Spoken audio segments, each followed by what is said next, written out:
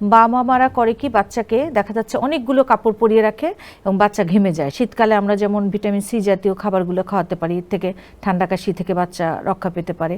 আর পুষ্টিকর খাবারের তো কোনো বিকল্প নাই। শীতকালে শিশুদের সুস্থ রাখতে আমাদের করণীয় কি?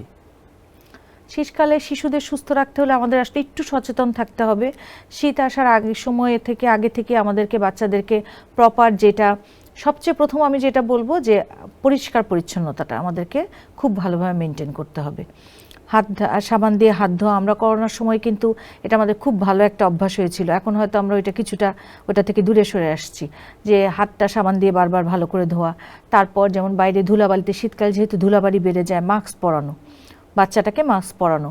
এবং তার সাথে সাথে ঠান্ডা কাশি হলে নর্মাল, যদি ঠান্ডা কাশি বুঝছি যে সেরকম জ্বর নেই, হালকা পাতলা নাক দিয়ে পানি পড়ছে, কাশি, তাহলে কিন্তু আমরা ঘরোয়া পদ্ধতিগুলো যেমন তুলসী পাতার রস, মধু, একটু বড় বাচ্চাদের আদা লেবু চা, এগুলো দিতে পারি। এগুলোতেই দেখা যাচ্ছে নর্মাল যে সাধারণ ঠান্ডা কাশি, এগুলোতেই কিন্তু কমে যায়। কিন্তু যদি দেখা যাচ্ছে যে তার জ্বর বেশি থাকে, কাশি থাকে, এবং তার যদি আগে অ্যাজমা জাতীয় সমস্যা থাকে, তার শ্বাসকষ্ট হচ্ছে, তাহলে কিন্তু অবশ্যই আমাদের চিকিৎসকের শরণাপন্ন হতে হবে। আর আরেকটা ইম্পর্টেন্ট জিনিস যেটা হচ্ছে, মা-বাবারা করে কি বাচ্চাকে দেখা যাচ্ছে অনেকগুলো কাপড় পরিয়ে রাখে এবং বাচ্চা ঘেমে যায় শীতকালে। আমরা কিন্তু আসলে যেমন ঢাকা শহরে তো ঠান্ডা একটু কম থাকে, ঢাকার বাইরে দেখা যায় একটু মানে পেরিফেরির দিকে ঠান্ডা একটু বেশি থাকে। কিন্তু তা বেশি থাকলেও বাচ্চা দেখা যায় কিন্তু ঘরের মধ্যেই থাকে। তাহলে আমার ঘরের টেম্পারেচারটা কেমন, এটা বুঝে কিন্তু আমাকে বাচ্চাকে কাপড় চোপড় পরাতে হবে।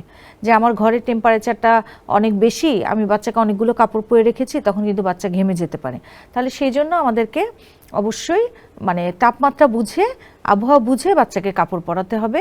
বাচ্চা যাতে অতিরিক্ত ঘেমে না যায় সেটা খেয়াল রাখতে হবে। আর যেটা বললাম, আরেকটা ব্যাপার হচ্ছে পুষ্টিকর খাবার।